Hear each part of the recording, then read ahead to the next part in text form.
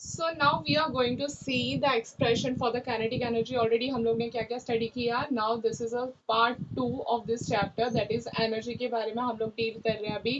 Energy क्या होता है? A body having the capacity to do a work is known as what? Energy होता है. ठीक है, बहुत सारी फॉर्म में एनर्जी होती है. कौन सी होती है? Mechanical energy, solar energy, nuclear energy, chemistry, बहुत सारी डिफरेंट डिफरेंट टाइप्स की एनर्जी रहती है. ठीक है, तो उसमें से हमें ये लेसन में कितनी पढ़नी है? दो टाइप की मैकेनिकल एनर्जी पढ़नी है. कौन सी पढ़नी है? एक काइनेटिक एनर्जी पढ़नी है और एक कौन सी पढ़नी है?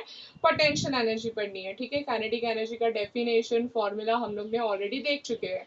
अभी हम लोग देखते हैं उसके एक्सप्रेशन किस तरह से. काइनेटिक एनर्जी का यहाँ पे हम लोग को क्या मिलेगा? एक न्यू फॉर्मूला मिलेगा. ठीक है, that formula is going to be तुम्हारा पीछा तब तक नहीं छोड़ेगा जब तक तुम लोग उसका फिजिक्स से तुम लोग पीछा नहीं छोड़ते. ठीक है, इट इज लाइक अ, जब तक तुम्हारे पास फिजिक्स तुम लोग लोगे आगे जाके तब तक ये काइनेटिक एनर्जी, पोटेंशियल एनर्जी दिमाग में फिक्स होना चाहिए. ठीक है, so let us start for the this first, that is word expression for the kinetic energy.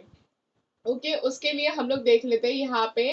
First of all एक ऑब्जेक्ट है. ठीक है, कौन सा ऑब्जेक्ट है? स्टेशनरी ऑब्जेक्ट है. मीन्स उसके अंदर कुछ मूवमेंट वगैरह कुछ नहीं हो रहा है. It is at rest. Okay, it is a stationary object. उसका मास क्या है?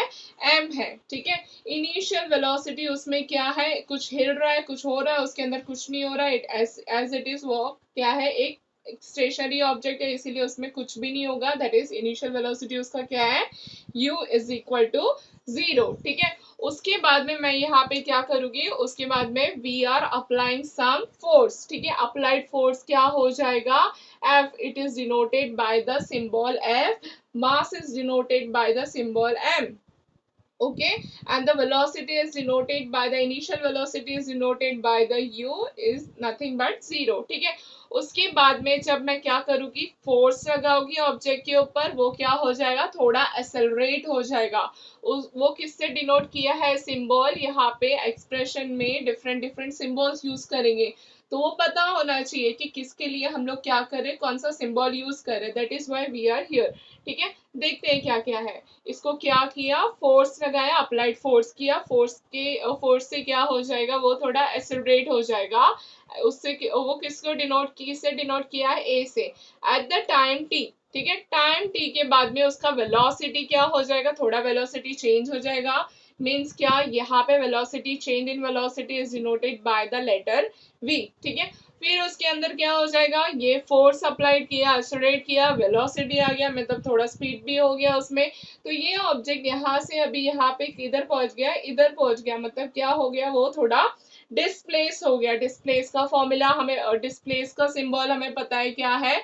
ऐसे. वी नो वर्क डन कितना हुआ है ये ऑब्जेक्ट में, कैसे कैलकुलेट करेंगे? W is equal to force into displacement. So now we are going, using this equation we are going to derive one equation. हम लोग एक डिराइव करते हैं. ठीक है, वो इक्वेशन को हम लोग क्या बोलेंगे? काइनेटिक एनर्जी का इक्वेशन बोलेंगे. ठीक है, let us see now. So now we are going to see the equation. हम लोग को पता है W is equal to what? Force into displacement. ठीक है, हम लोग ने अभी तक देखा. अभी हम लोग यूज करते हैं according to the Newton second law of motion. क्या था? हम लोग ने प्रीवियस चैप्टर में, फर्स्ट लेसन में ही हम लोग ने क्लियर कर दिया था न्यूटन के 3 लॉ के मोशन, और उसके इक्वेशन भी हम लोग ने अच्छे से देखे थे और डिराइव किया था. ठीक है, अगर किसी ने नहीं देखा तो प्लीज वो वीडियो देखो और अच्छे से समझो, उसके बाद में ही ये इक्वेशन आपको समझेगा. ठीक है, उसमें क्या था? From that second law of motion से हम लोग को एक इक्वेशन मिला था, that is nothing but force is nothing but mass into acceleration. ठीक है, यहाँ पे उसको इक्वेशन हम लोग क्या दे देते हैं? इक्वेशन 1 दे देते हैं. ठीक है, आफ्टर दैट हम लोग को पता है, next again you have to revise back and you have to go in the previous chapter. From the Newton second equation of motion से हम लोग को मिला था, 3 इक्वेशन थे उसमें भी, तो that is nothing but s is equal to u2 plus half at square. ठीक है, अभी यहाँ पे हम लोग को पता है इनिशियल वेलोसिटी क्या है उसका? 0. ठीक है, इनिशियल वेलोसिटी स्टेशनरी ऑब्जेक्ट का क्या है? 0 है. तो ये पूरा टर्म क्या हो जाएगा? 0 हो जाएगा.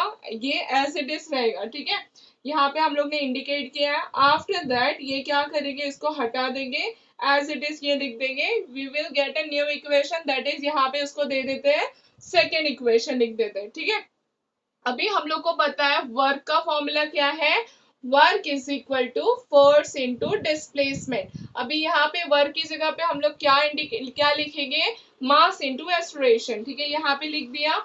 और एस की जगह पे क्या लिखेंगे, ये वाला फॉर्मूला यहाँ पे पुट अप करेंगे, ठीक है।